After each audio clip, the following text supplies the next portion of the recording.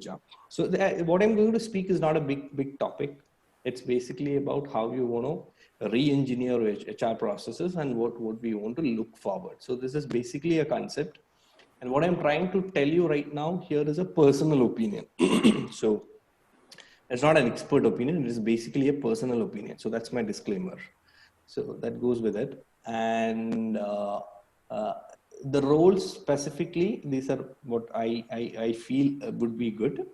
And what I'm trying to give you is a perspective. So you can take it, you can leave it. But then if I'm able to make you think about it, then I am successful. So, but that doesn't mean that you have to come back and tell me today evening, sir, you have made me think. No, nothing like that. If you feel like, you know, what were you telling me in the evening, kind of, it is all bullshit, I'm okay with it. You know me, right? How I take things. You guys chat with me, talk to me, so you guys know how I take things. So shall we head straight? Yes, sir. So I might skip a couple of slides here and there because I have not been able to edit the slides as well. So bear with me. I just walked into the presentation. So, okay, I'm getting some issues with this thing now. Okay, now, are you able to see my screen? Yes, sir. Do you have this view? The slideshow is on. Yes, sir. The slideshow is on, right? Just give me a moment. So basically what we are trying to discuss here is 7 roles which were put into perspective or at least make me think as 7 roles based on the COVID scenarios which came into place, right? So yeah, so this is basically my intro. I work for a BKC Group, which is India's leading PU footwear manufacturer. So we manufacture close to 150,000 pairs in a day, and we are spread across India. And I manage organization development, change, and culture here, leading a team, and I'm part of the HR cog in the wheel. Okay. Second thing, that's my present engagement. Before this, I was working with Topper Technologies, which is a competitor for Byju's learning app. Byju's is a long way ahead, but still Topper was able to be at the second place. Nice place to work. Started off by a couple of IIT grads. Nice place to work, very employee-friendly organization. Before that, I had a stint with Ria Travels. Ria Travels is one of the biggest travel aggregators in India. Their turnover is something about 12,000 crores. I had a stint with them. I was with Ahalya Hospitals, which is again into, if you're from South India, you would have heard about Ahalya Hospitals. They are into eye care and, you know, a lot of hospital chains. So I was with Entercat Systems, which is basically a IT supply chain company, and I was with an IT company as well. So if you look at it, I have got some experience from different industries, mostly from the service sector. So that's a brief about me. So now when we delve deep into what we are supposed to discuss today, in the fag end of Feb, or from somewhere around the fag end of December 2019, we have had a new companion with us.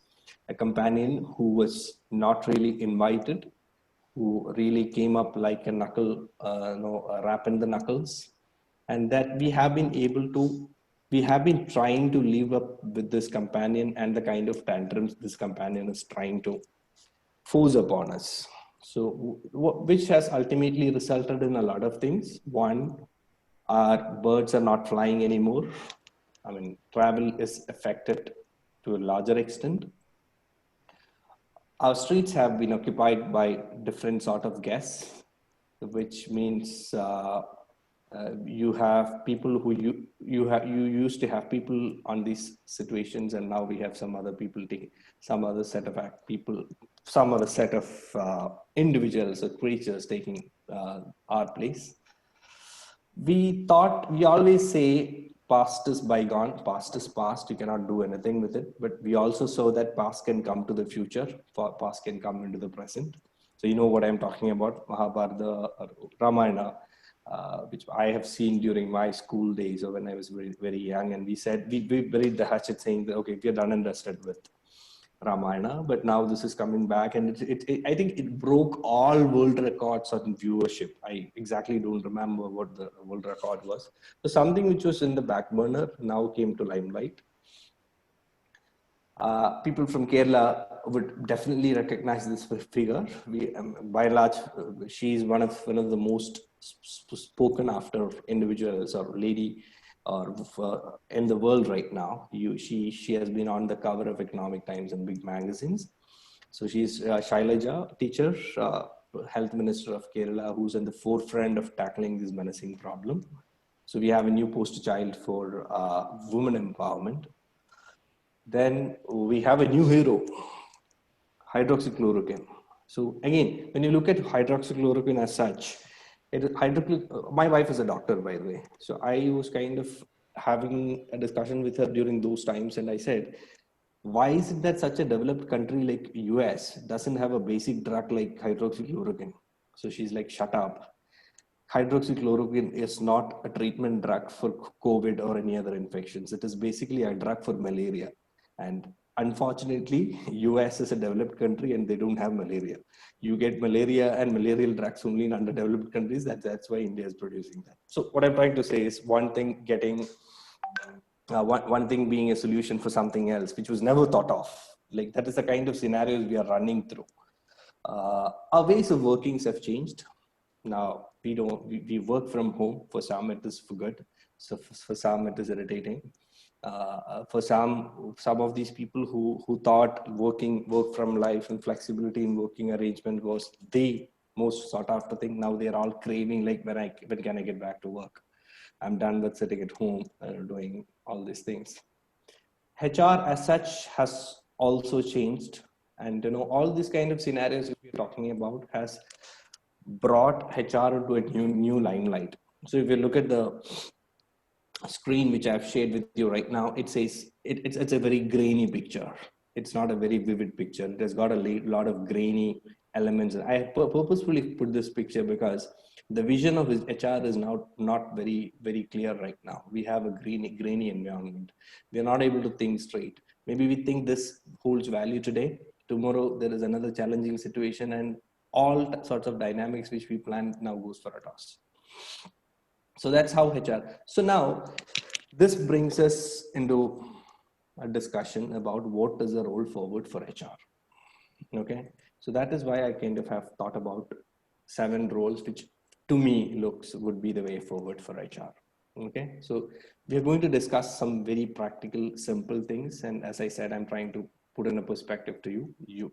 And I'll be open. I mean, I will try to wrap this up very soon so that we can get into discussions. That is what I really want to look forward to, because this just came to my mind one night and kind of prepared the presentation in the other 2 days. And then when I presented last time, the kind of discussions ensued that brought in a lot of perspectives. Okay, so if you were to look at it, let me ask you a question. In organizations, which department is seen as the genie from the lamp? You all know the story of Genie from the lamp, right? I mean, Aladdin and the genie from the lamp. The genie comes out of the, you have to rub it, and genie comes out, and it obeys his master. Whatever task the master gives, the genie kind of agrees. So it's basically Arabian Nights stories. So which department in organizations could be attributed as a genie from the lamp, which is given a lot of tasks, which has to obey the master? HR, yes. HR. Why HR? Why do you think it is HR? Because they are problem solvers.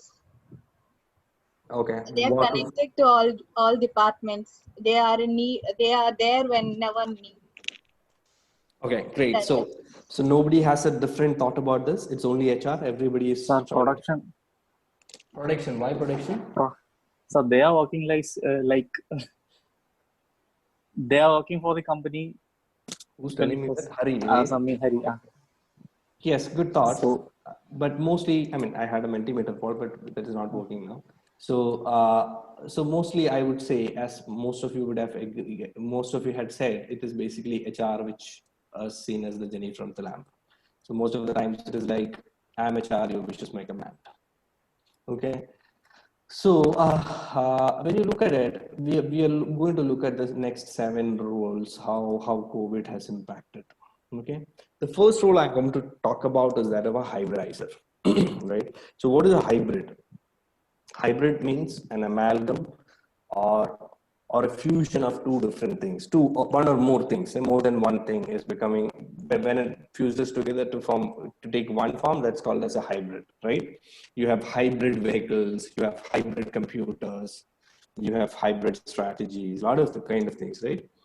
Likewise, here your first role in the post-COVID scenario will be that of a hybridizer. So what do you mean by hybridizer? Hybridizer means you got to have different things handling at the same moment. See, for example, some of the examples would be employees and employers.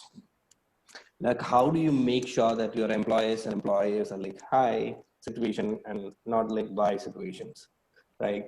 How do you ensure that, how they have a congenial environment, and then bring out the best of strategies together. Second would be among and alone, right? These days, a lot of things are getting into a lot of jobs are on work from home modes. You're talking about distributed teams, you're talking about remote teams. So it says that if you have at least one member of your team working remotely or distributedly, you have a distributed team or a remote team. So it could be like your manager alone sits at the office and all your team members are outside. Again, it's a distributed team. If you have two people sitting outside at their homes and then other people are sitting in office, again, you have a distributed team. So when you have this among and what I talk about among and alone is, see, suddenly people are now left in a situation that they are not part of the whole group. They don't have the dynamics of an organization environment. They cannot talk to their bestie at office. They cannot hang out for lunch. They don't have team lunch happening, but still they are supposed to be among, right? They have to think as an organization. They have to move forward. Likewise, if you look at the organization and employees as well, right? Organization is also not getting connected. So you have to manage a lot of situations. These are two different situations. You have a lot of people who are among, like together in the organization. Then you have a lot of other people who are not together in the organization. But then how do you bring out the best of strategies? Third situation would be a lot of budgets have been slashed. Some budgets have been scrapped. Other budgets have been slashed. So now the situation is all about how to create a lean and nimble strategy, right? You might have had a big budget for your hiring plans. You said, okay, 50,000 rupees, this take home salary plus this perks and privileges, from the best B schools and other things.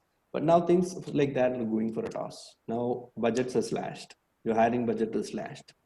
Your employee engagement budget is going for a toss. Like when you had 3 lakh rupees to take your team outside of Singapore or wherever it is, now it is getting. So how do you accommodate this to create an impacting environment, right? You have cost being slashed, and then but still you don't want to make the impact or the experience you want to inflict suffer. So the situation is like how to create a low cost and a high impact scenario. Again, a hybrid, right? So we spoke about employees and employers. We spoke about being among and alone, distributed teams and working together, co-located teams. We are now talking about how to create high impact through low cost scenarios. Okay. Another situation would be your talent management and experience, right? So as I said, your budgets are getting slashed. Now that doesn't mean that your hiring manager would come and say, you know what, Jerry, we have been looking for the really great candidates. Now that our budgets are slashed, let's look for subservient candidates. Let's not look at A list. Let's look at the B list. No hiring manager is going to come and tell you that. The hiring manager still requires the best of the persons to join his team, but at a reduced cost. Now, on the other hand, you have a talent which had been nursing to join your company. But now a lot of his experiences are going for a toss. Like maybe as an organization, you will not be able to meet up the expectations he have about compensation and benefits. Your compensation may be below industrial standards, but still you want to have the best of talents to come into your organization. Again, two different polarized scenarios. How would you hybridize that and move forward? Another challenging scenario, right? Another would be learning and performance, right? Till about this time, and every Superman, even Superman needs to study something at times. He needs to get aligned with what is happening, what changes should he be inflicting. It's not always the same scenario for even Superman. The same that holds water for our organizational Superman as well. So till about this time, we were talking about learning to enable performance. So if you wanted to, so learning was playing the subservient role for performance, right? Learning was means to the performance end. Now things are reversing now. If you need to perform, you should learn, right? See, for example, Zoom. Initially, it was being used as one of the platforms to engage in a conversation with your team. Right now, Zoom has become inevitable.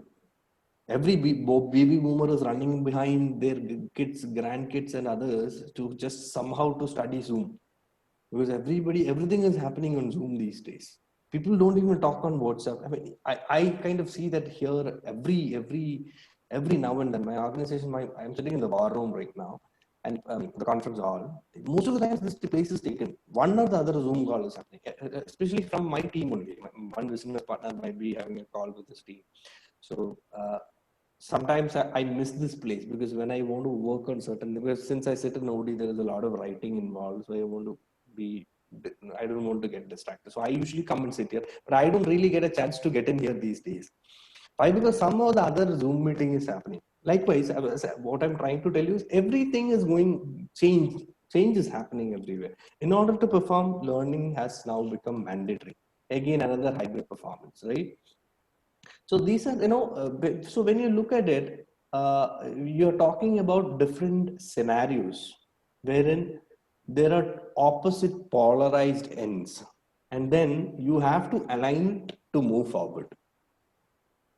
So that brings the whole equation into how HR can now look at diverse scenarios, hybridize those scenarios, and then go forward strategizing.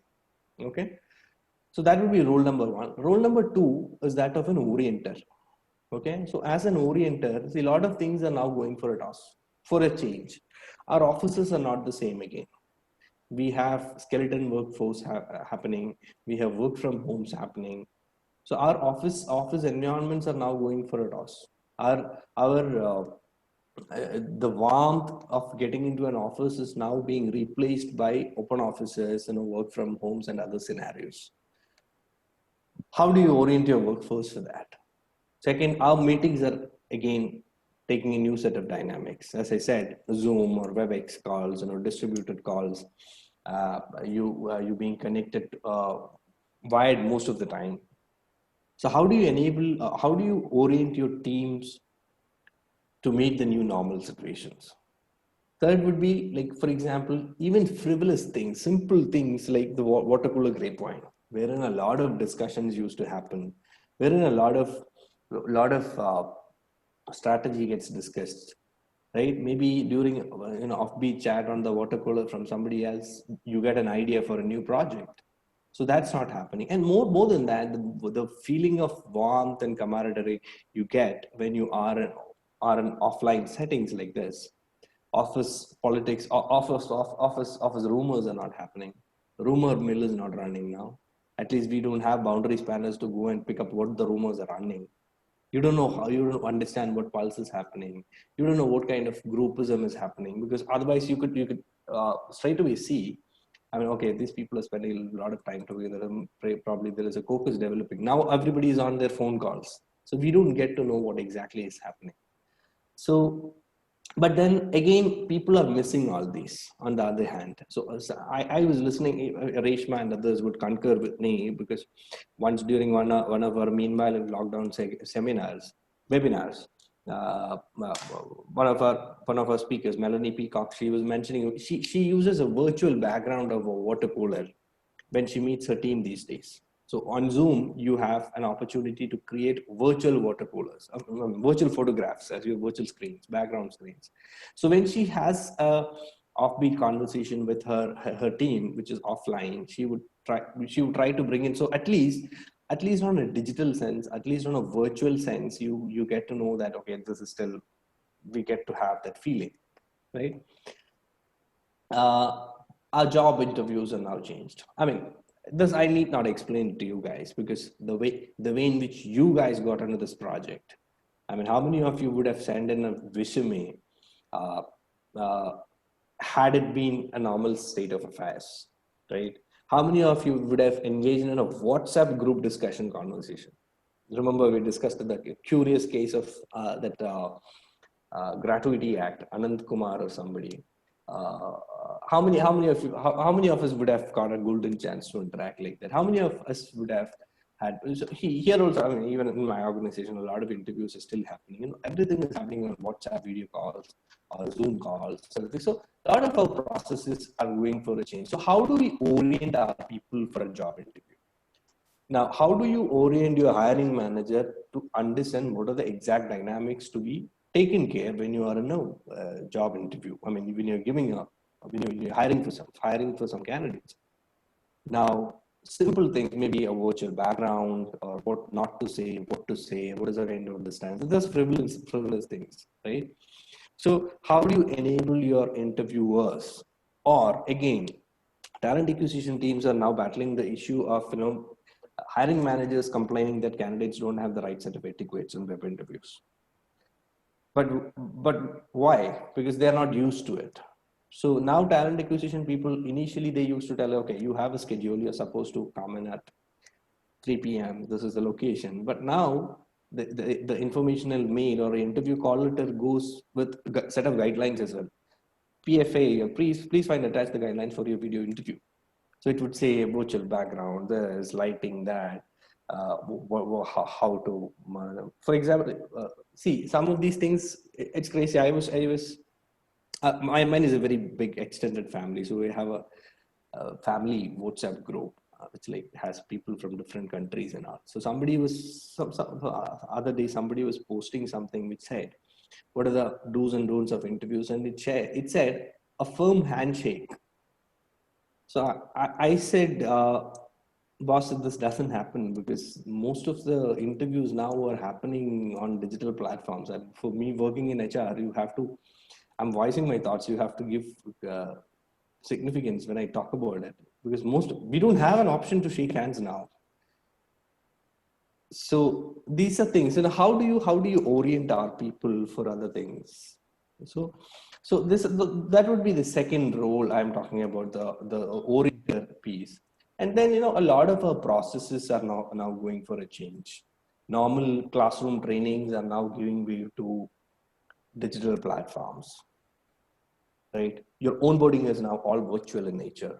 Your employee engagement activities is now on Kahoot, like how you did it for gamification. A lot of our processes are now going for a change. So how do you orient our people for all these situations? So that is the second role which you will have to play. So we said we need to hybridize people to bring in a strategy. Second, how you orient your people, both within the employees group as well as the organization. Third would be that of an enabler. Okay, so you have to enable your people to understand into the new normal, right? So push them beyond the box. They have been in a cocoon for some time. They have been thinking within the box. They were not exposed to the box outside. Now situation is different, right? From everything, right from your recruiting, your onboarding, your processes, everything is now different. So now there is no point in somebody coming and telling you, you know what, I have been doing this for the last 20 years. I'm not going to change. So if somebody says that, you know, probably the management would say that is the door outside. You can walk through that. Because see, if you don't change, you don't exist, right? So you have to orient, you know, enable them to go beyond their boxes. Work-life balance. So this is something which has gone for a toss these days. Yesterday, I think, you know, Vaishnavi was mentioning, it was so nice of you to tell me, like, sir, get some rest. Because when I think, you know, she was kind of asking something and I was texting her, you know, we were discussing it. At the same time, I was on a chat with Minhaz as well. So probably it was something around 10, 11 o'clock or 12 o'clock. So She was like, no, sir, take rest as well. You guys are doing a wonderful job with the intern to learn, but my advice is you guys take some rest as well. So so nice of you to tell us that, Vaishnavi, not just to me, for everyone. So thankful to you on that. But now what I'm trying to tell you is, most of the times now, usually if it is 9 to 6 jobs, you might be in an office till about 7:30, maybe on extended days. Now there is nothing like that. Your calls can happen anytime. I mean, even when I'm speaking to you right now, my phone rang 2 times. It's already like 1.5 hours after my normal office working hours. So there is nothing like that. So work-life balance is now going for a toss, right?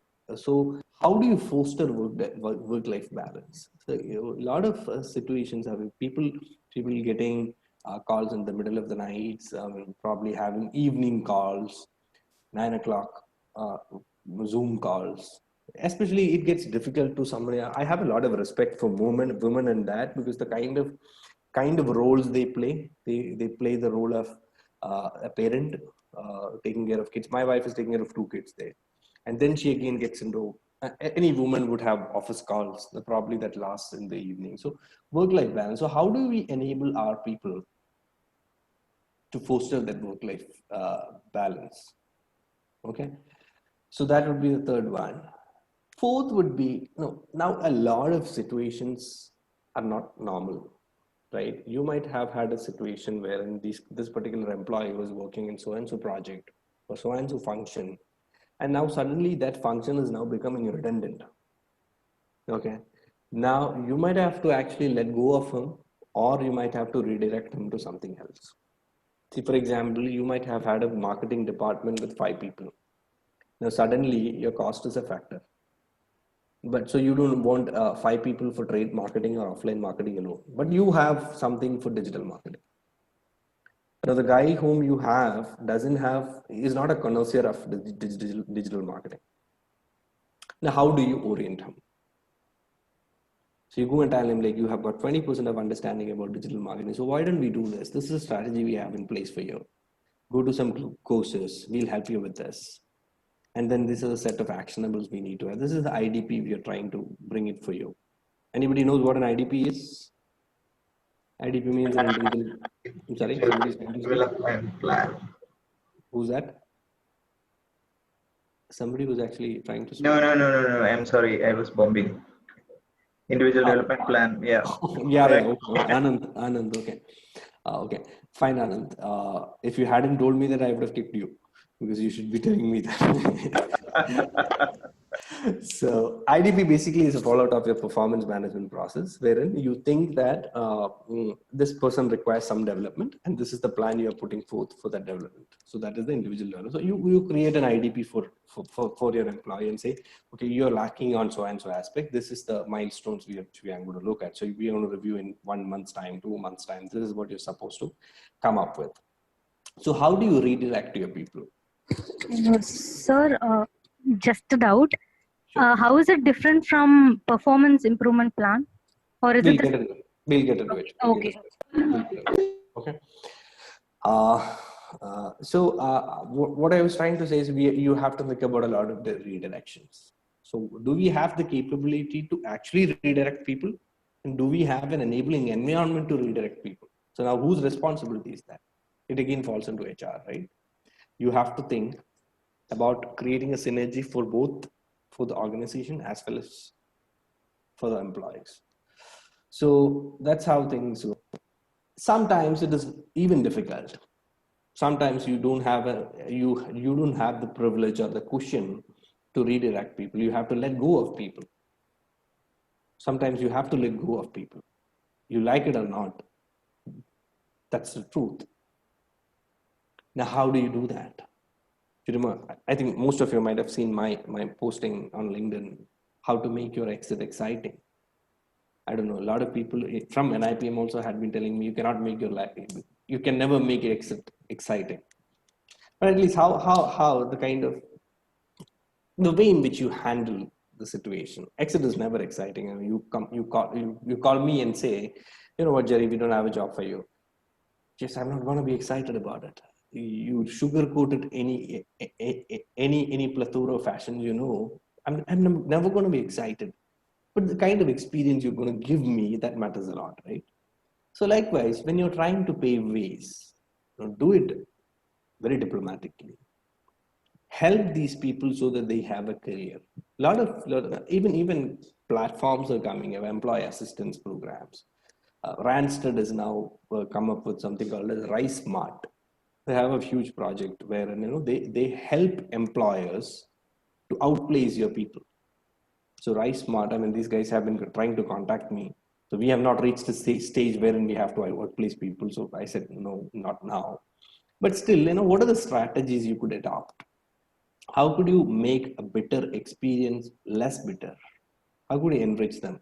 Can you tell them about, give some training to them about how to write resumes? Maybe you had a person working in your senior management and he has been with the company for 20 years. He has never attended an interview in the last 20 years' time.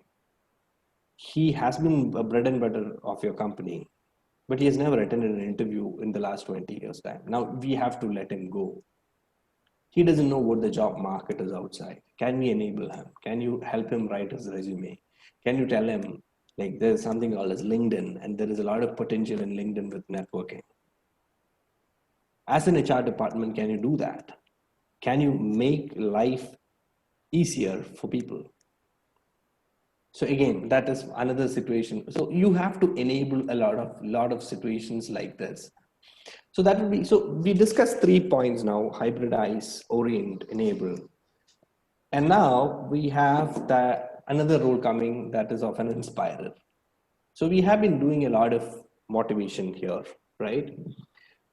So I would say, yes, motivation is a factor, but I would try to pitch it in a different scenario. There are two sets of inspirations which you have to develop.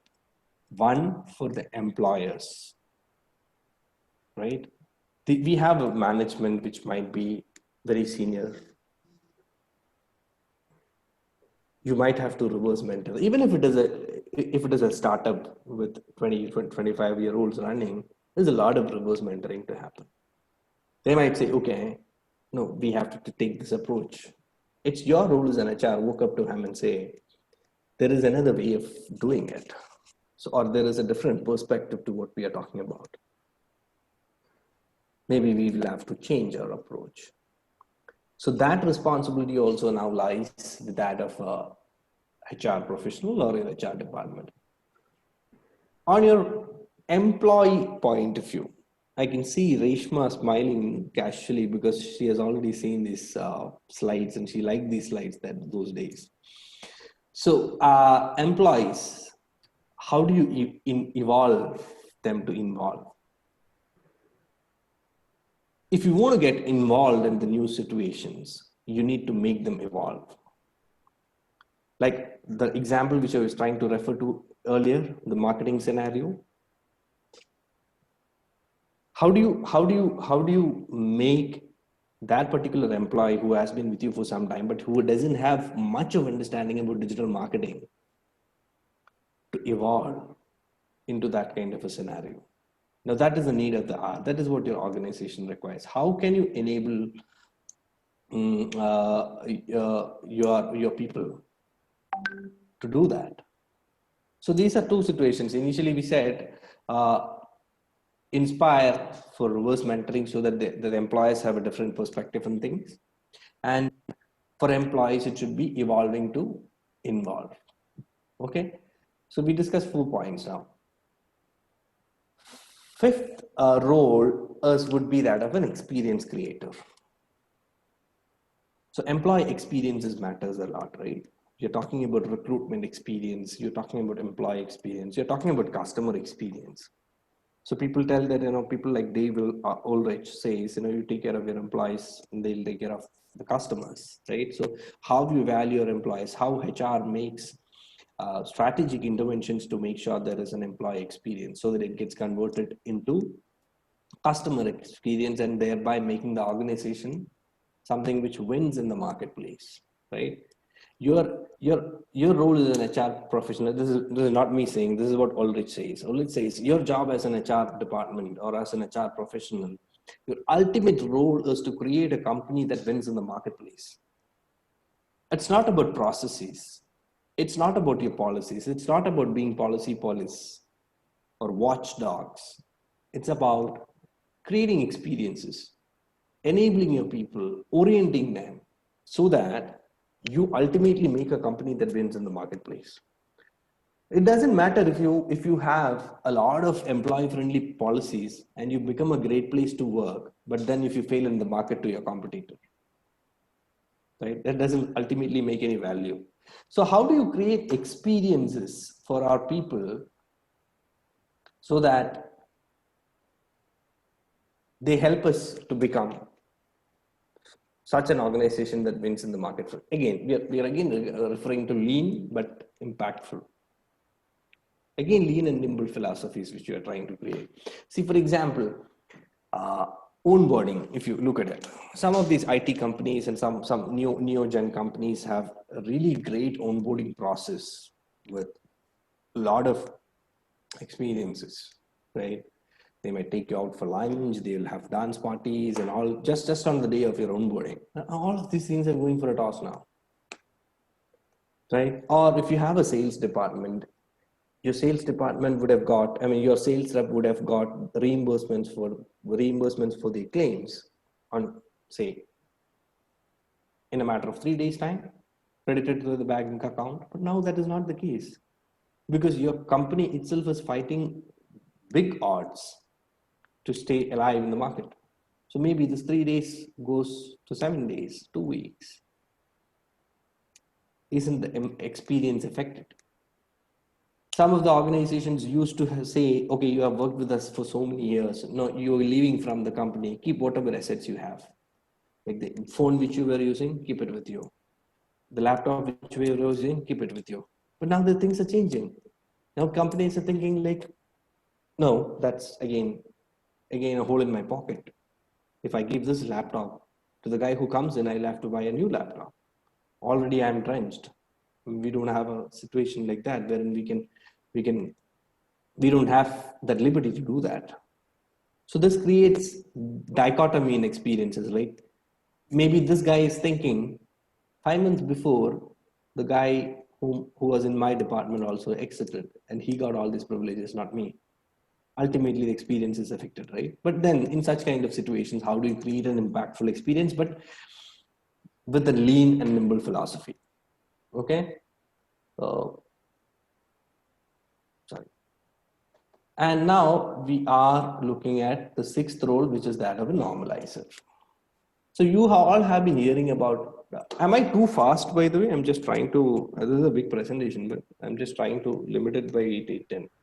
No. Are you able to comprehend me? Yes, sir. Yes, sir. That's fine, sir. Right. Okay.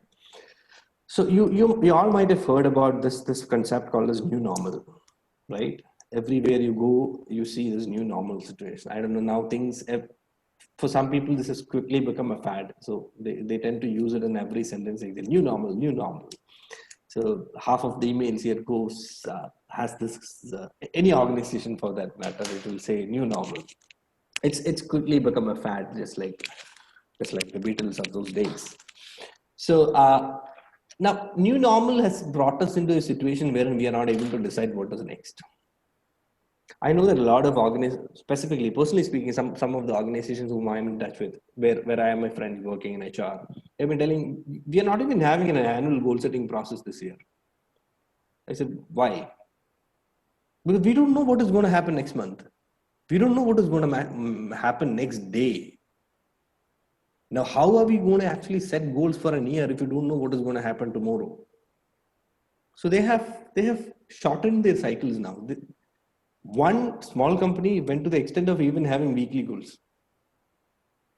But their business operation is like that, so they can do it. I cannot do it with a company like which is 3,000 crore turnover. I cannot do that. Or a big company like where Sutkami, like Anand works. They don't have a liberty to do that. But still, there are ways in which people are looking at it. So we have come to a cusp wherein we don't know where to go to. Okay. And again, the biggest challenge after this whole lockdown thing is how to bring the engagement mindset to an engagement mindset. We've all been caged now. Our thoughts are caged. Our strategies are caged. Idle mind is the devil's workshop, right? So we don't have that passion.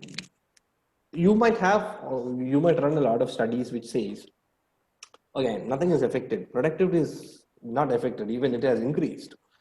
Working from home. I don't think it is prevalent everywhere. I mean, I know people, I mean, last day Anish was also discussing a lot of things like, a lot of people now require counseling. So the engagement when it comes to work, the kind of feelings you have. So you have to change people's mindsets from the caged scenario of lockdowns to getting into engagement. So in new normal, another situation would be that of digital. You're embracing digital too much.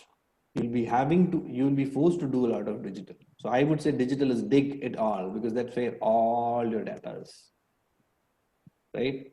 So the digital literacy of your workforce is going to be a game changer now. Now think about a situation wherein you have your sales force, normal sales force. And then you think, you might have had to think up until now that digital is not very much important for them. I mean, why should we let them use the normal phones? Why smartphones? But now things are going to be different, because if you want to talk to your client, you don't have the liberty to actually go and meet him at his place. You cannot gate crash. You have to do it on Zoom. And if you don't have your people the right set of tools, work tools, plus the kind of knowledge on digital, you can imagine what is going to happen, right? You know better than me what is going to happen. So when you say digital, you have to dig it all, everywhere. It is all prevalent, all pervasive. So your digital literacy, how you enable your workforce to become more digitally digitally sound, matters a lot. So that's how you normalize your people. You normalize them to from the caged mindset to engaged mindset. You want to have more of digital coming into play. So you orient your people to say, hey, you know what? This is the new normal. You got to do this. No more Luddites. No more laggards on the normal distribution curve. We cannot afford to have them again. It's a matter of being inevitable now. Okay? Be a sounding board. That's something HR will have to do in the new normal. You have been a sounding board for all your employees, but now you have to do more. Why? Because I'll tell you some examples. Sooner you will start hearing complaints from employees about managers who were like apple in the eye for them. Those set of employees who said who won the People's Manager Award a quarter back would now be the most complained about guy.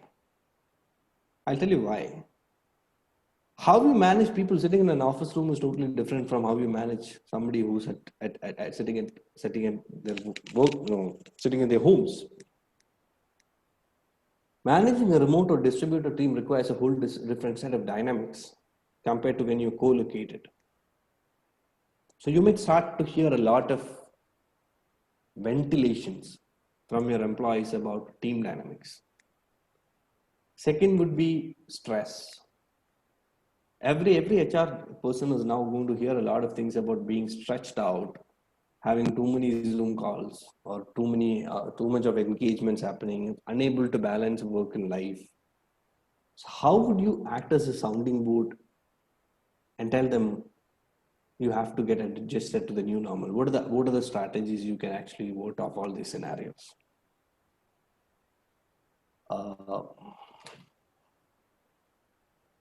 Lastly, the role would be that of a prime mover.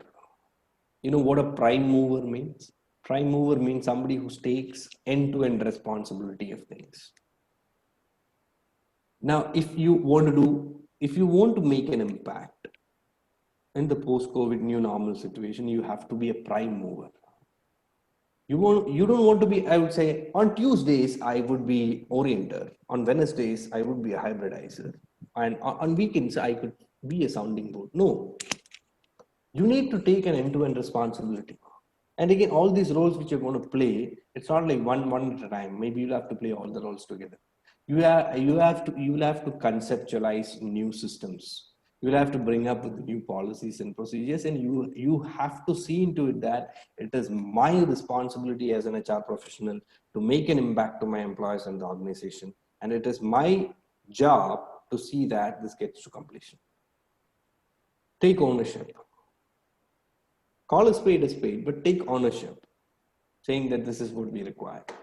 So, sorry, it's going back.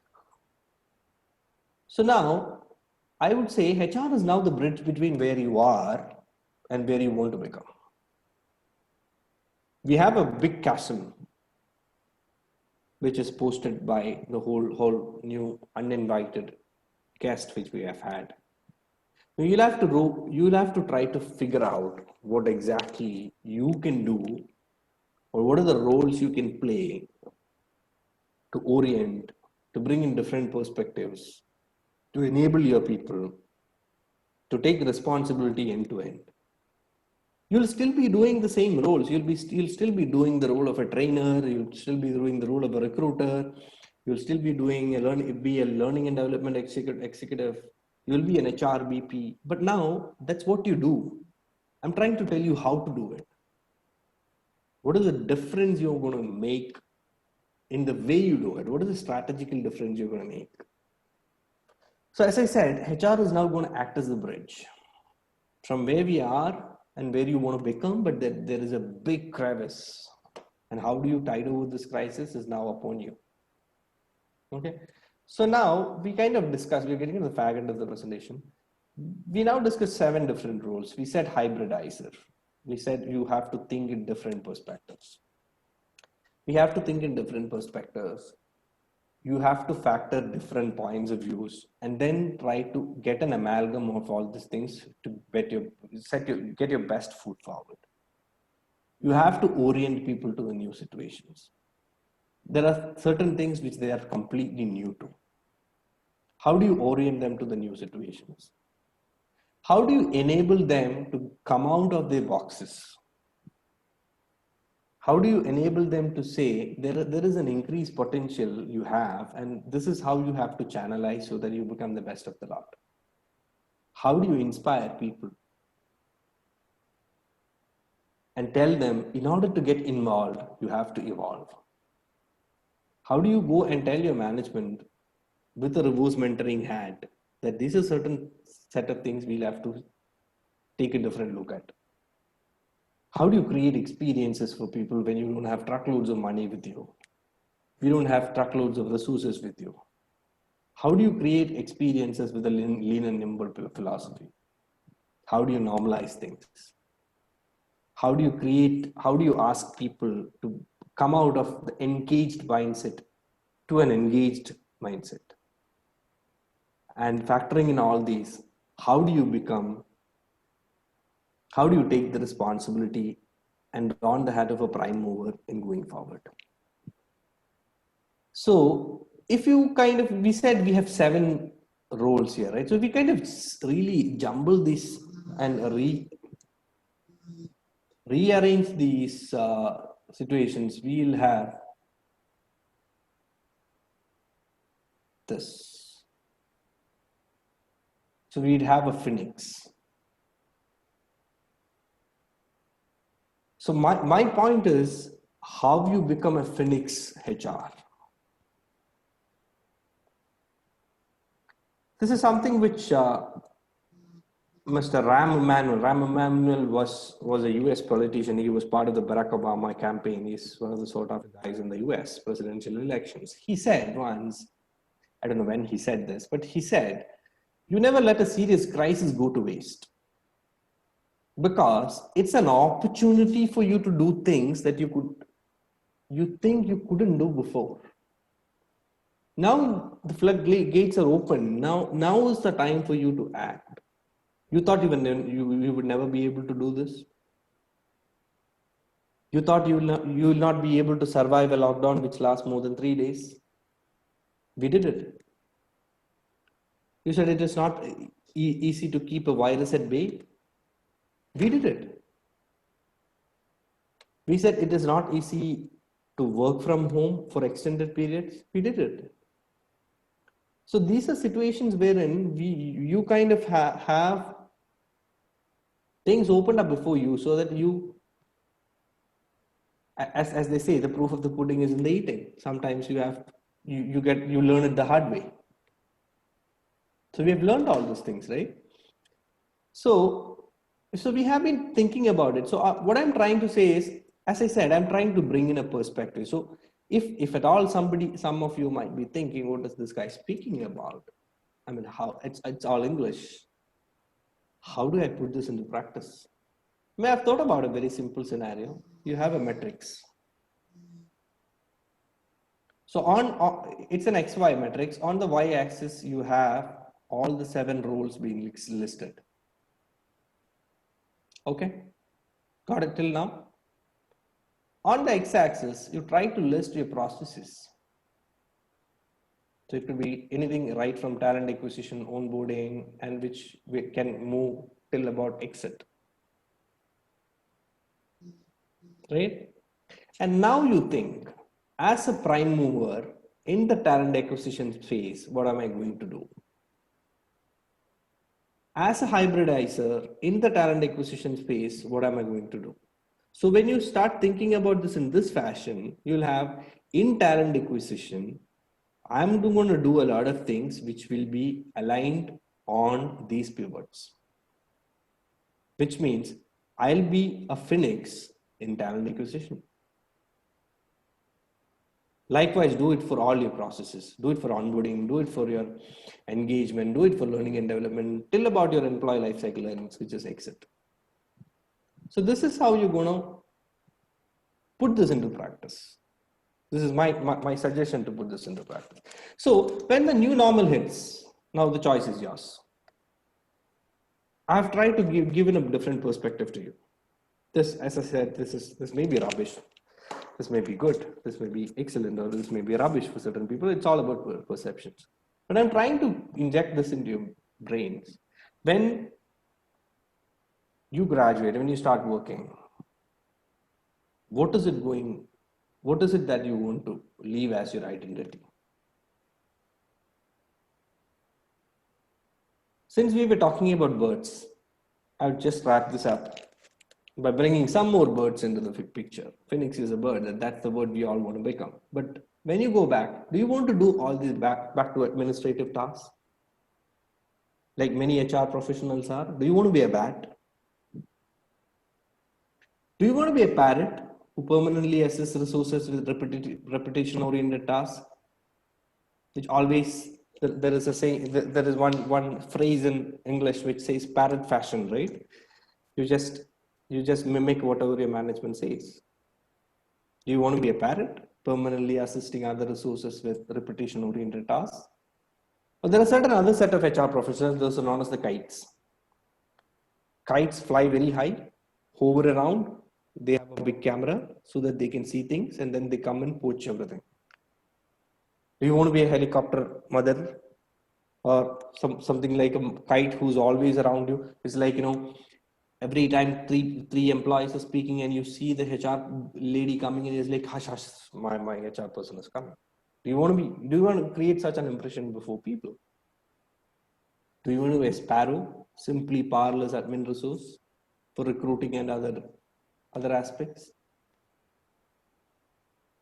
Do you want to be a sparrow? So it is your role. It is your decision. It is your perspective. What do you want to become? Do you want to be a bat? You want to be a kite? Do you want to be a parrot? Do you want to be a sparrow? Or do you want to be a Phoenix HR? Do you want to be hybridizers, orienters, enablers, normalizers, inspirers, experience creators, and taking the whole responsibility of stuff and then becoming prime movers? I rest my case here, gentlemen. Thank you. Thank you so much for listening, and all the very best to all the intern to learn Phoenixes. Thank you. Let's open the floor for questions.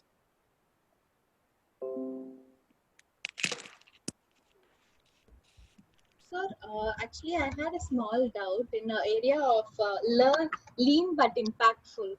Mm-hmm. So, how do you actually do that? Because in certain places, if you actually lean, then you have to bend a lot. Mm-hmm. There wouldn't be much of impact in few cases because people are very dynamic of nature. In few cases, it will be of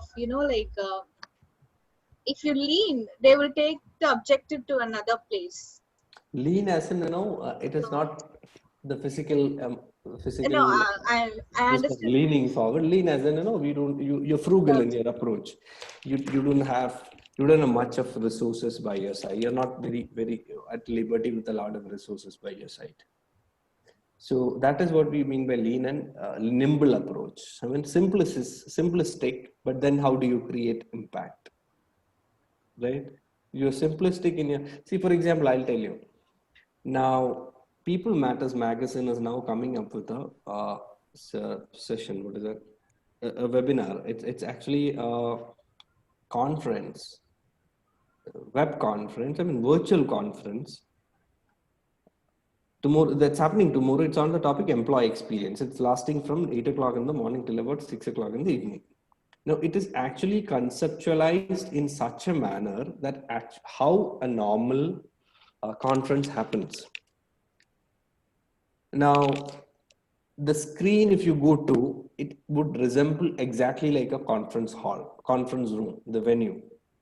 So you have on the left, you have people sitting, you can take leaflets from there. You have, so this is one example of how you create the experience, but not, see, if People Matters had been running this, and again, everything is online, right? You're sitting at the home and you're on your computer and you get a feeling that you have attended the conference.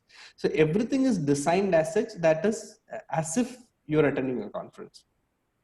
So likewise, if you were to have your learning and development initiatives or anything of that sorts, that's one way of looking at it, right? So that's how you look at every process and try to see how you can add value without costing too much of money or resources. Okay? Sure, sir. Thank you. Yeah. Sir, the IDP and PIP. I'm sorry? The IDP and the PIP. We'll get into that. But before Okay. that, anything on the presentation?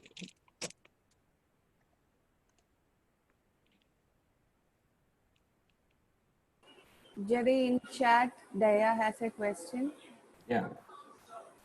Currently, most of the employees are work from home. In this situation, how can HR help IDP? Okay, again IDP. So I'll get back to Shruti. I think Shruti was casually messaging there. I guess you ask a question related to IDP so that he answers. No. No problem. So IDP, see, basically performance is this, both this has got, it is hinged upon your performance parameters. So performance improvement plan is basically, I would say it is reactive in nature. It is not proactive in nature. Okay. So once you run your performance process and then you understand that your performance is not at par, then you put somebody into a performance improvement plan. Okay. So it's basically reactive in nature. You allow the experience to happen first and then you make a corrective action. So that happens within a performance improvement plan. And that is basically more on performance on your KPIs and other things. IDPs is more proactive. Now, for example, if you have a succession plan in place, okay. Now, let's say your CEO is retiring in next 6 months, 1 year's time. Now you have a list of probables in your succession plan pipeline. Now then you see that there are certain competencies where these people are lacking. Somebody is lacking on something. So you would enable them for an IDP process. You would tell them, you would put them into a coach and say, see, this is how you are a probable, but there will be an assessment before we kind of zero in on somebody. And this competency is going to be an impactful pivot. So this is where you're lacking. Do you want to improve upon that? This is the plan we have for you. So if it is a very senior level executive, you would say we would assign an executive coach to you. Or you would say, we'll enroll you for a course in University of Minnesota or wherever it is. So that's more proactive in nature. And again, that can be based on your competencies as well. It is not necessarily that it is on your technical competence. It could be on your behavioral competencies as well. See, somebody, like say, I'll give you another example. You have a sales manager who's heading a business unit, who's always a top performer with his team. Now he has a problem that he's very egoistic in nature. Now, how do you institute PIP for him? You cannot institute a PIP for him, right? He is already performing. But then you can tell him that you have to develop yourself, correct? So in that case, you can bring him under an IDP program. You would say, like for example, let's say we run a 360-degree for him. And one of the feedbacks was this guy is not really good at instituting feedback or giving, or let's say he doesn't develop his team members. He's not an opportunity creator. But this guy is always working. He exceeds expectations with his team, with the sales numbers. So you can go and tell him, like, this is one aspect which has been observed. It could be a blind spot for you. You all have heard about Johari window models and all, right? So this could be a blind spot for you, but this is what the team feels. Now, why don't we have a structured approach to change this? Let's go on IDP. So that's basically the difference between IDP and PIP. Did I answer your question? Did you comprehend it? Vaishnavi, Shruti and all, who all asked it? Yes, sir. Yes, yes. So you have finally got your IDP girl, right? Yes. Okay. Specifically answering Daya's question, what was that? Is it easy to do an IDP when you're sitting at home, right? Wasn't that the question? What was the question? In that situation, how can HR develop IDP? When you're in a work from home situation. Correct. Okay, see, basically, let's get this straight. IDP, in order for an IDP to succeed, what is your understanding? Who has to put in the efforts? Tell me, anybody can tell me. Sir, I didn't get your question. No, in order for an IDP to succeed, who has to put in the efforts? The person, the employee. That's why it is called individual, right? So you sit in home, you sit in office, you are in Nicaragua or in New York. Ultimately, if there should be a success, it is the person who has to put in efforts, right? And again, yeah, of course, yes.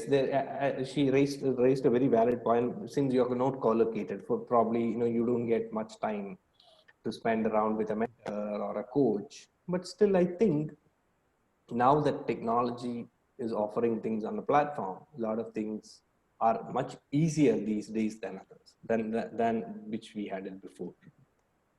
So, of course, yes, the feeling, probably the kind of, see, for example, think that you are put in an IDP and then you have your first milestone, first review, wherein you have not made any improvement. So I for example, let's say Bhairavi. So Bhairavi is put on an IDP. Now it's her first review happening in a month's time. And I'm the person who's actually reviewing her and telling her, Bhairavi, you have not really done well. So if I say this on a Zoom call and compare the same situation wherein I sit next to her and said, Bhairavi, I want to tell you something you have not done well. Right? Is there a difference? Definitely yes, right? So in that aspect, of course, yes, there is. But more than that, I would like to believe that it is the individual who has to put in 90-95% of the efforts. And since we also have a lot of enablement happening through technology, I don't think there will be a lot of dilution which happens there.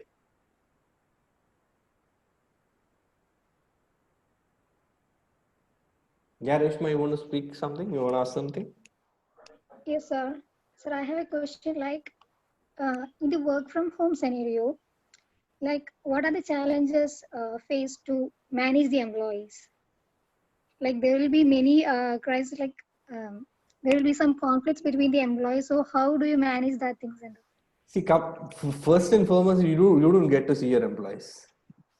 Plain and simple, right? So you don't know whether they're sorry. Sir, I can't hear you. No, plain and simple. First and foremost, you don't get to see what your employees are doing, right? Basic example I'll give you. I can see, for example, I can say you come on an online program, online platform. We are running a session on how to give feedback. We are running a session for managers. I can ask this guy, manager, also to join. And like he comes in and says, yes, I've joined, and my connectivity, I have a bandwidth issue, so I'll not be online on video mode. How do you ensure whether this guy is actually listening to the whole episode? Okay. Right? So a lot of situations like that can happen. And again, see, thinking from an employee point of view, a lot of juggles they do. As in they juggle between different roles. They are at families.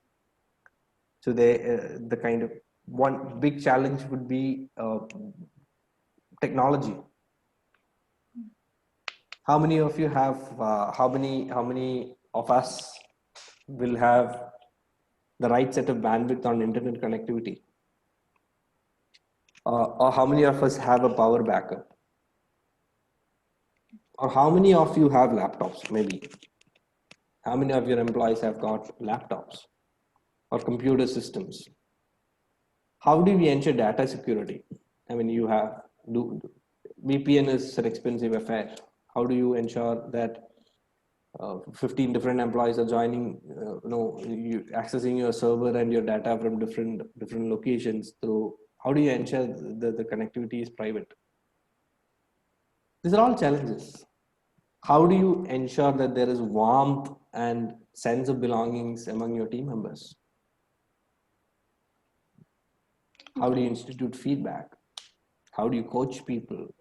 Challenges are innumerable. I mean, you could actually talk for days on challenges. But as in, that's where your role as an HR increases, right?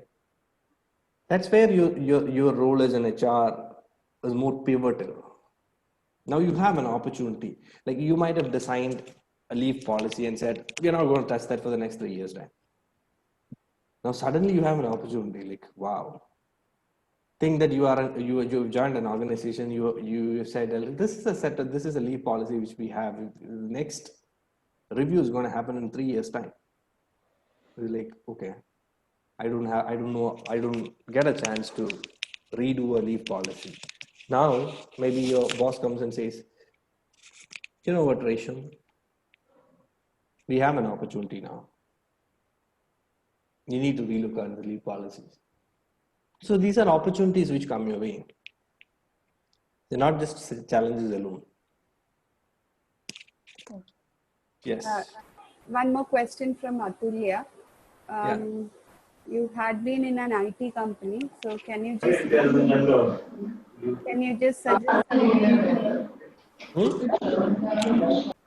One second. You were working in an IT company before, so can you just suggest some ways to be an HR in an IT company? Okay, before going into that question, Jerry, with your permission, can you please add on to what you have discussed? With your permission. You want me to add on? Or No. I have some points. Sure. Go ahead. Okay, so with your permission, there are by the time. yeah. In fact, there are n number of aspects. Completely, brought in a paradigm shift in the perspectives of how we have seen the workplace, and this remote work. It may be permanent feature in many of the scenarios. That is, by 2 or 3 years down the line, TCS and other companies are planning to, get 75% of their employees to work from home. So in such scenarios, HR need to come up with certain initiatives or certain mechanism to connect with employees in order to ensure that they are in the right spirit, they are in the right emotional and physical mental state. That is currently one of the major issue is that margin between the work-life balance is very less, especially for working mothers. For example, if I am talking about my wife, she is working from 11 a.m. to 9 p.m. and I'll be coming back from office by 6:30. So that is the only time wherein she gets some time to rest.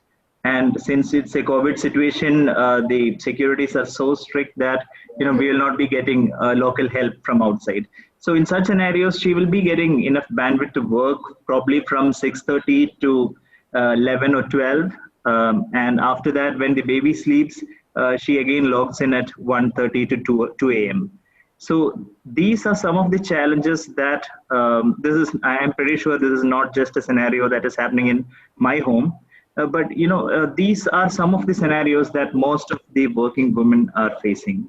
So these are just some of the aspects wherein the HR need to deep delve into. Like, we will not be able to know what the other person is going through, especially when they are not physically present. In the old times, when they are physically present, it's easy for them.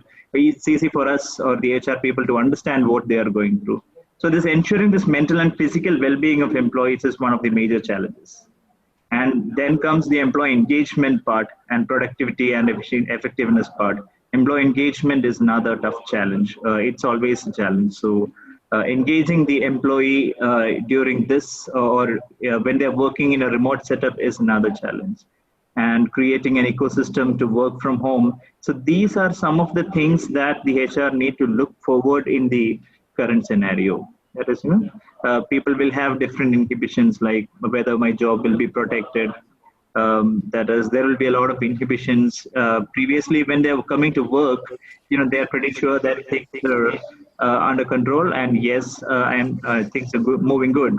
But now the business are downsizing. Many of the companies are retrenching. Many of the companies are bringing down the number of employees. So in such scenario, building up the confidence in the mindset of the employees, another thing that we need to look into. So these are some of the things that HR need to pitch in at the time of this COVID. Over to you, Jerry. Thank you. Now, see, if you look at a lot of TCS downside, taking Right. WFH route, something which everybody is quoting this. Recently, I kind of heard about a couple of other things. I saw it on LinkedIn. I think PayPal, I think it was PayPal or Paytm, I don't know. Some of these digital wallet companies, they have started giving office furniture for their employees who are working from home. So they get a neat table,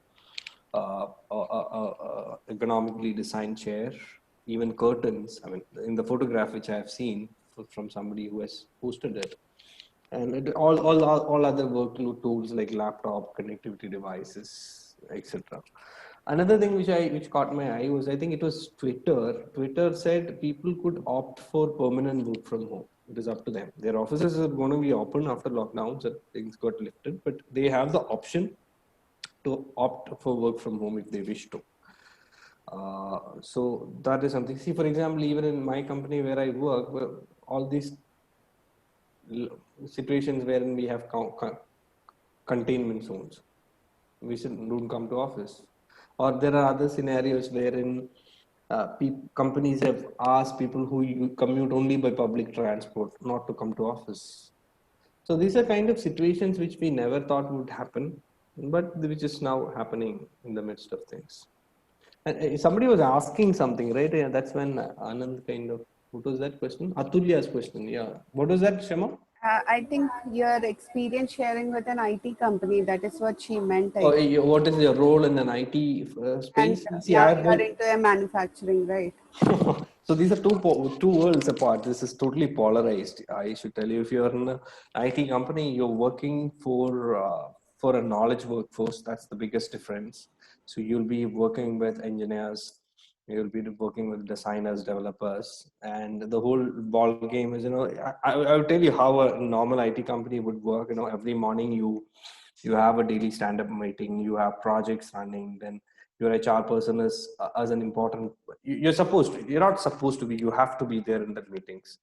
So then you get to understand what a project is, what is a sprint, what is agile methodology, what is a scrum, what is a scrum board, all these things. So when somebody runs a project meeting and HR is supposed to be there. Then it's a whole lot of fun environment wherein when I was working in IT, there was a 9 to 6 jukebox which was running all around the floor. And sometimes when it gets really messy, because I might be on a telephonic interview and there might be Michael Jackson playing in the background, that doesn't really look good for a candidate.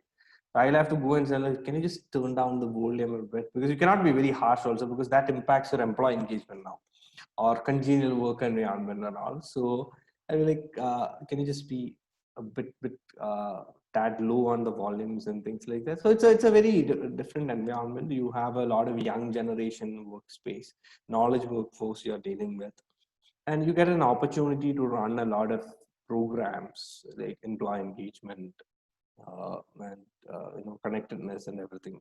Coming to manufacturing sector, this is the first time I'm into manufacturing sector. Yeah, I'm more into the corporate HRBP role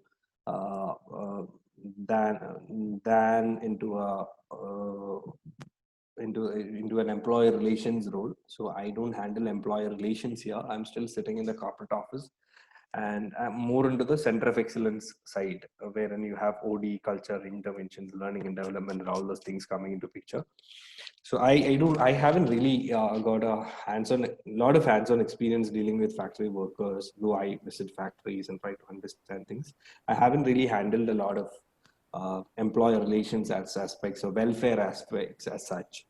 So, but from what I have known, things are totally different here in a manufacturing sector, not just here, everywhere in manufacturing sector. The first thing would be you'll be with a lot of blue collar workforce, like who actually work on the assembly lines.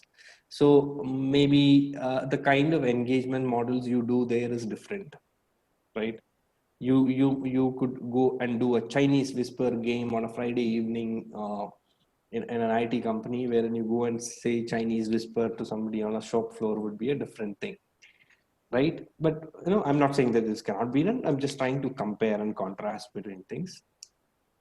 But these are two different engaging models. These are both challenges for an HR professional. So if you were to look at it, Mubarak has gone from an industrial, from a manufacturing sector to an IT service sector. Right. Or if you look at me, I have come the other way around. I mean, I've been working in different. I've been with hospital. I've been with hospitality. I've been with tech, and then slowly I got into manufacturing. So it is possible to transgress, but initially there will be some teething problems. But then, at the end of the day, you learn a lot. You make mistakes. You learn. That's it. I guess I was able to answer Atulya's question. It's a very tough question, by the way.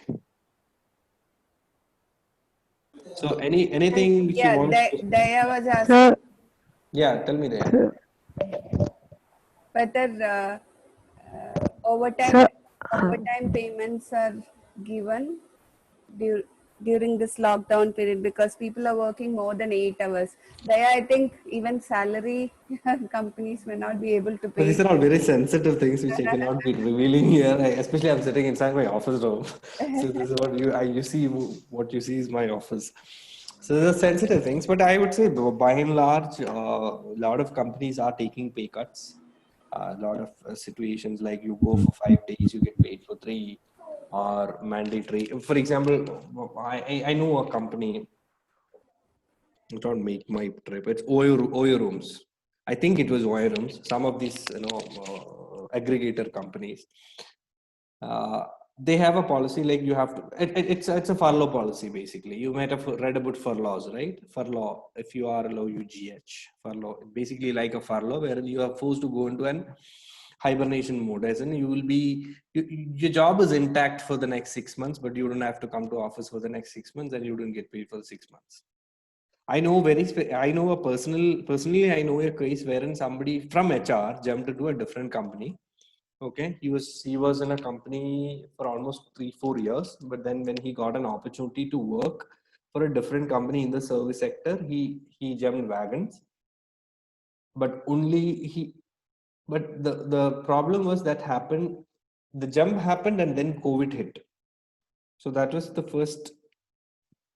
first risk which he had to face.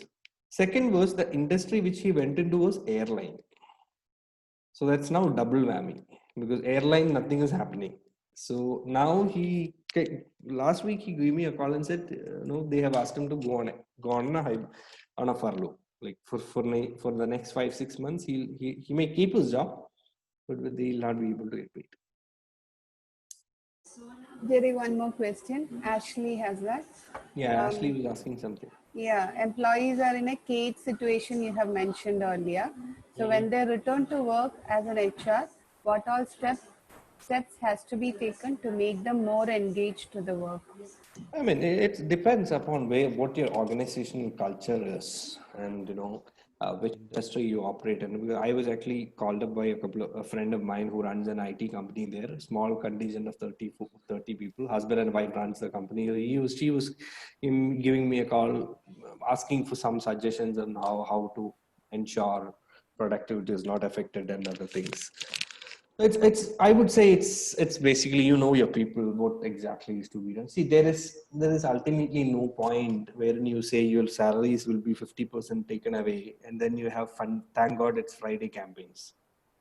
So it doesn't really matter, right? It doesn't really make sense. So be upright. One thing is even if you're laying off people, tell them. I mean, I wrote this in my LinkedIn post. Some of you might have read this. I'm saying even if you're going to tell them that you're going to get laid off, be upright. Tell them. And don't masquerade it as a performance issue. A lot of companies these days are doing it. Anyway, it is appraisal times. Let's tell them, because the Damocles sword of lockdown wages and not being in a position to lay off people, everything hanging. People are like, anyway, appraisals are happening. Let's go and tell them that appraisals, their performance was not up to the mark, and then we are nullifying their contract. No, let's not do that.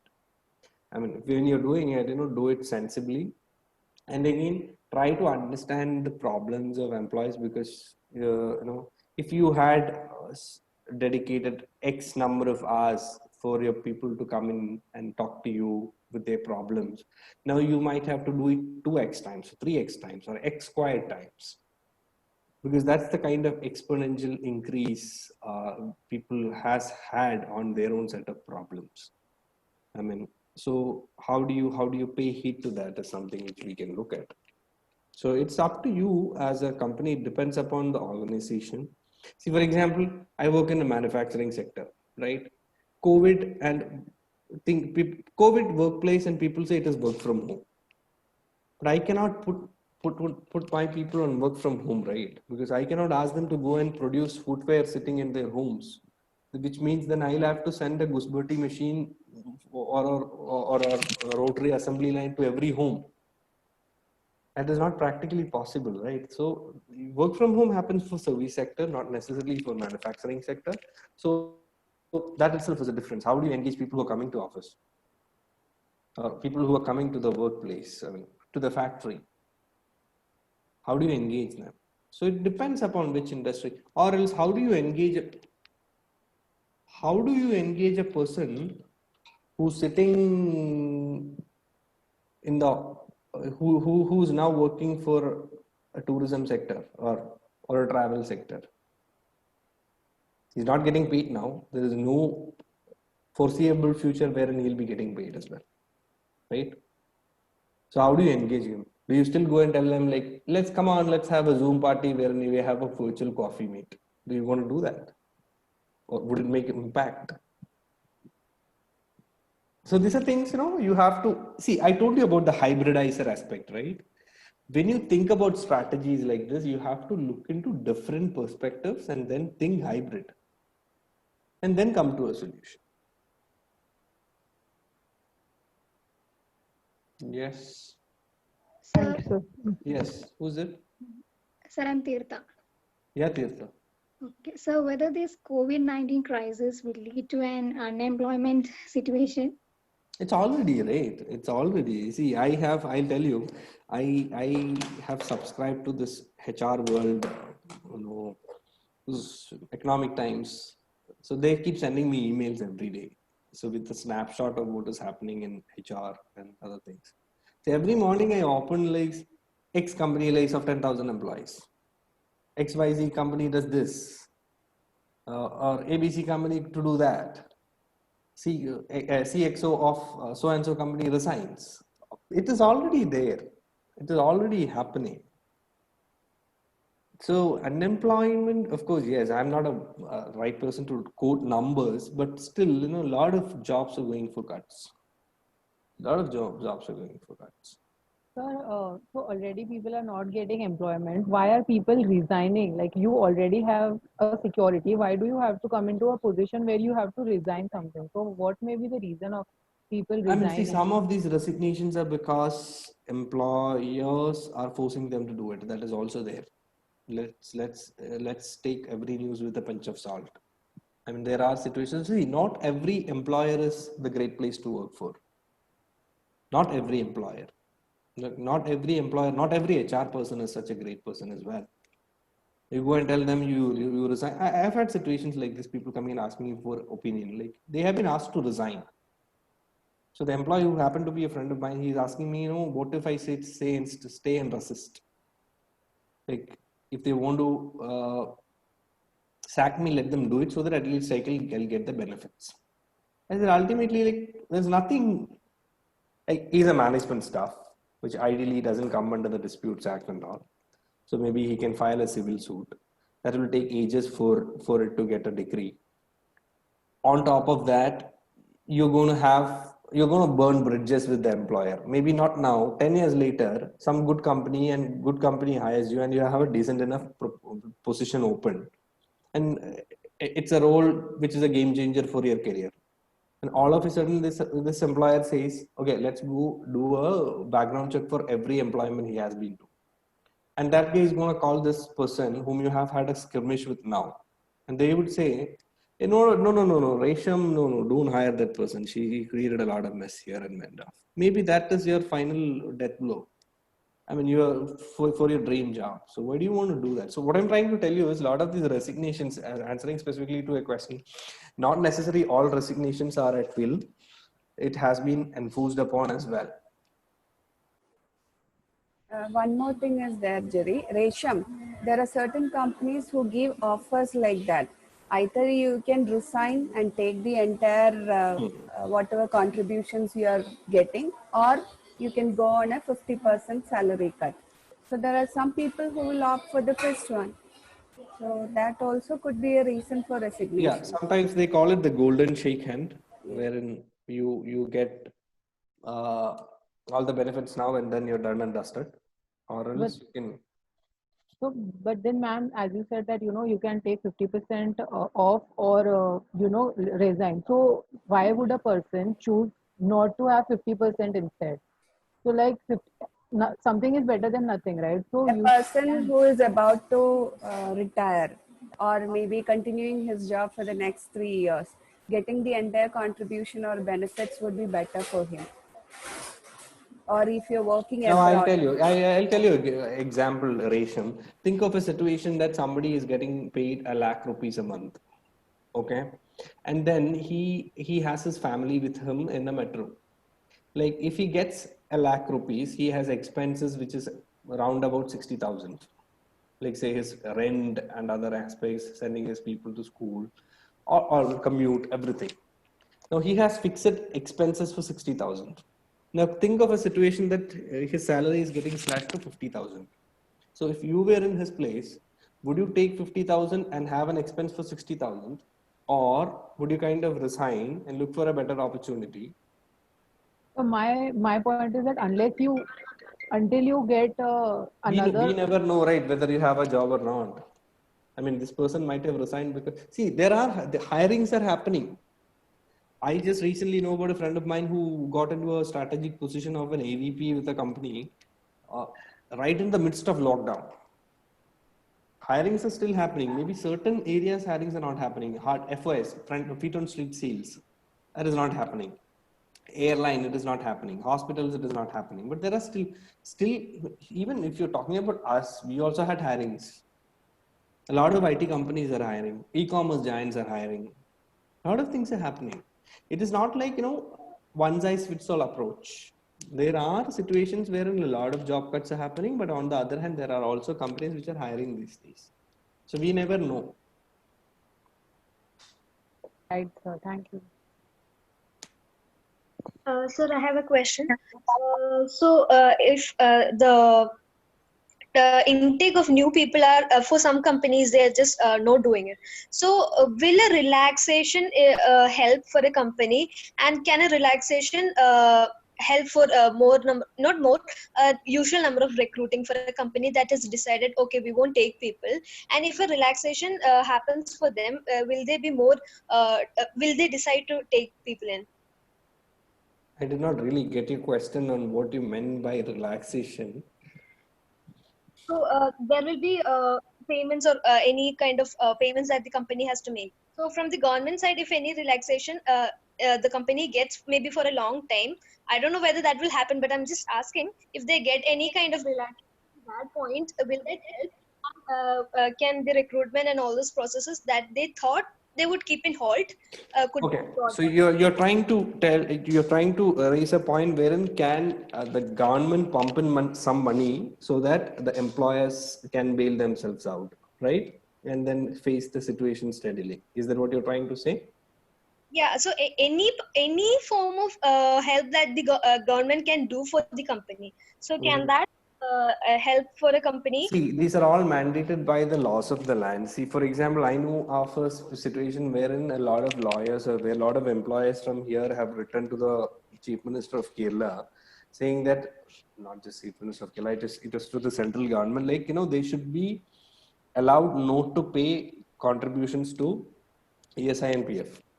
There was a representation which went like that. There are other representations from various trade bodies which said, there are unclaimed accounts in the PF corpus, which is to the tune of 9,000, 10,000 crores. So there has been representations going from different trade unions and employers stating that, why can't we utilize it? But these are all mandated by certain laws. One is that. Then the intent of the government also has to be there. So specifically answering my question, whether that will salvage the crisis, of course, yes, it would to an extent. I wouldn't say 100%, but again, the government is also locked by a lot of expenses these days, which comes through medical expenses. But if they are able to release, so that is what a central government had announced, something in the range of 20 lakh crores or something, right? The bailout package, the economic stimulus package, which they have announced. So definitely any money would be fine. Any money which comes in is fine, but whether that will help is something which we need to see. See, for example, I'll tell you, me being working in a manufacturing setup, so it doesn't help if the government gives me money to produce footwear. It will only help if the government gives money to the people so that they can buy footwear. Because otherwise, with all the money which I have got, I'll produce footwear in bulk, which will lay out in my warehouses. Only my holding cost on inventory will go up. It is only when there is purchasing power in the hands of the people that the stimulus will happen, right? So it's a choice. It's more of economics and all, which I'm not very clear on. So it's my common sense says that is what you have to bring in. So until and unless your consumer has money in their pockets, nothing is going to change. Yes, sir. Thank you. So I have a doubt. For an employee who got laid off, will that create an impact on his hiring, sir? Oh, you mean to say that when he goes for another job hunt? Yes, sir. No, see, this again is subjective. Like it depends upon who's hiring who. See, for example, if you ask me, I don't sit at interviews asking what are your strengths or what are your weaknesses. I never do that. I never really read through a resume for so much. I engage with the person in the conversation. I would tell them first and foremost that you don't have to worry.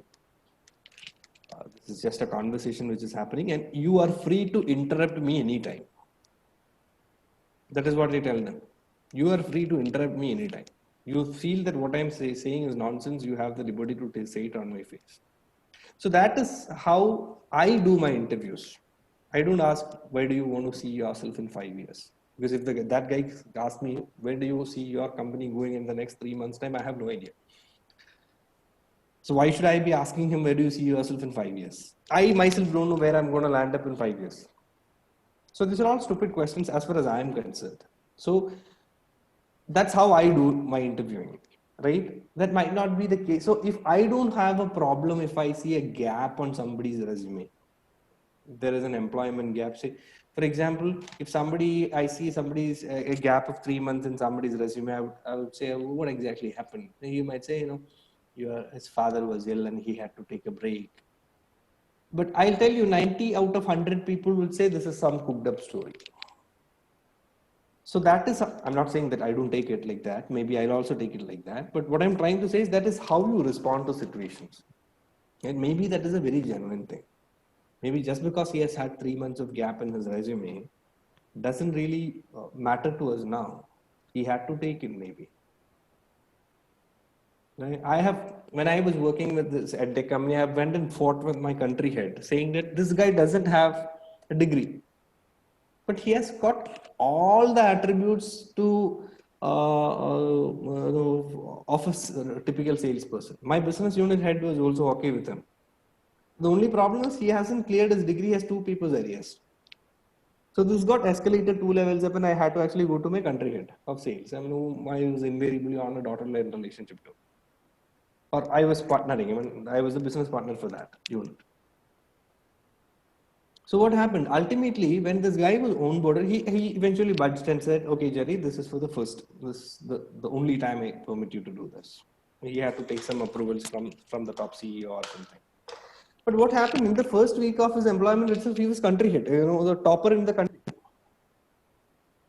He went out to the market and brought in sales volumes of something around 3 lakh rupees.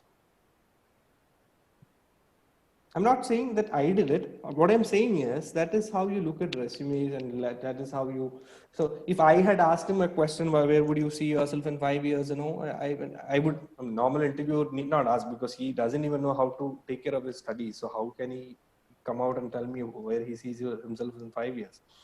So a normal interviewer would have ideally chucked him out. Maybe somebody else would have taken him. So answering specifically your question, if there is a candidature and offer somebody who's laid off, it is a personal choice of the other person sitting right before you. Maybe somebody would say, okay, this guy was laid off, maybe because he was not performing, he's just citing COVID as a reason. Another person would be thinking, okay, maybe COVID, a lot of jobs were cut, so he lost his job. Let us give an opportunity. So there is nothing like a one size fits for all approach, or I mean, you can just pray that the guy who sits before you was like sensible. That's it.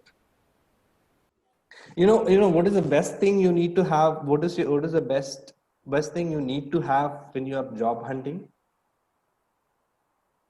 What is the best thing you need to have when you're job hunting? Yes, Shweta is telling me something. Anybody? The best thing you need to have in your job hunting is a sensible interviewer. It's not your resume, it's not how you answer your questions. It is so, but this is outside the purview of your character or what your preparations are. You can only pray that the guy who comes to interview you. Jerry, there can be chances that the poor performers are retrenched by the company, right? That is there. Yeah. That is there. That is also there. I'm telling you, there are cases Mostly like that. it happens like that.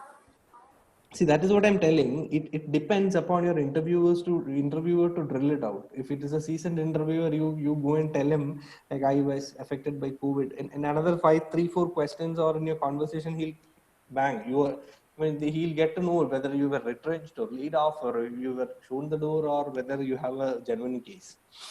That is something seasoned interviewers will be able to find it out. That's just like that.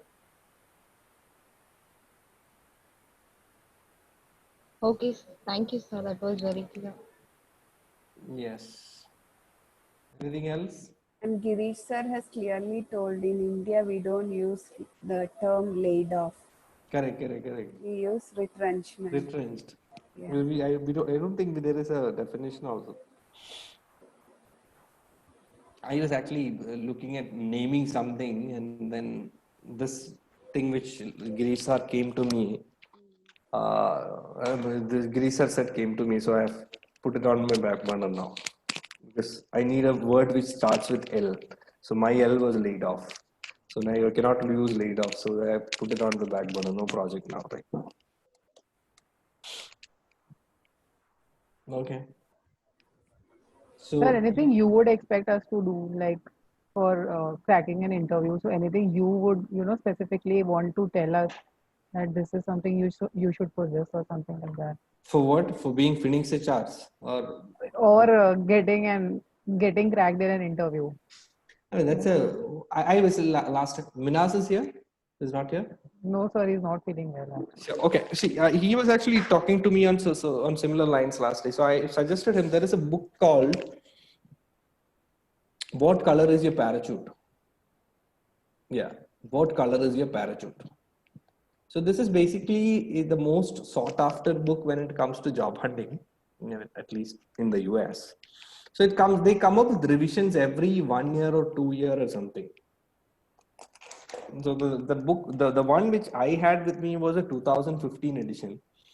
That gives some strategies, I mean, which you could think about. So that is something which I would suggest. It doesn't cost much. I think it is like 500, 600 bucks. I'll share I had shared the photograph of the book with Minhas last day. So I'll share it with you guys as well. Try getting a copy of this. Reshma is good in picking bootleg e-versions from Google. So she went in and fished out Dave Ulrich's Human Resource Champions in a matter of seconds. So if I had met Reshma before, I wouldn't have spent like 1,600 bucks for that book.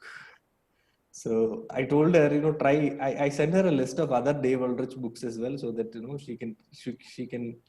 she can try it out and send it across to us. Yes, sir. I'll look into it. Yes, sir. I got a chance to attend your session, this presentation twice. So it was a value addition for me. I had the same enthusiasm because your slides were very creative. I was actually waiting for Phoenix slide because it is very inspiring. So thank you so much. Did I miss anything? Because I just walked into the session and it is not like last times. So did I miss anything or was it good, better than the last times? I don't know. Sir, it was better than the last time. It was like, more points added. Today I could take notes also. So I felt it was more better than the last time. Shweta is smiling there. I don't know what she means by that. No, you should not prepare again, okay? Is it? Yeah. I was just, my boss was sitting here. So I was like praying that this guy goes off.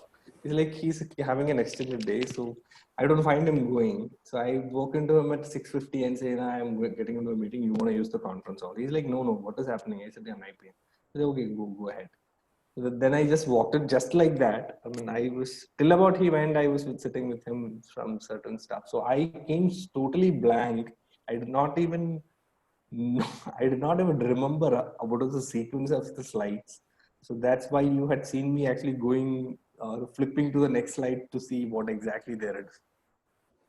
So it was good to have your perspective. See, what I'm trying to see is this is a very personal thing. You present it to a different audience, people would be say this is bullshit. But I'm trying to bring in a perspective, especially look into that metrics part, like Phoenix on one side and your processes on the other side. So how do you become an enabler across processes? Like you take enabler and you say, I do this, I become an enabler for talent acquisition. I do this, I become an enabler for experience, employee engagement. I do this, I create an enabling platform for people who are exiting from the organization. So likewise, so that should be the takeaway.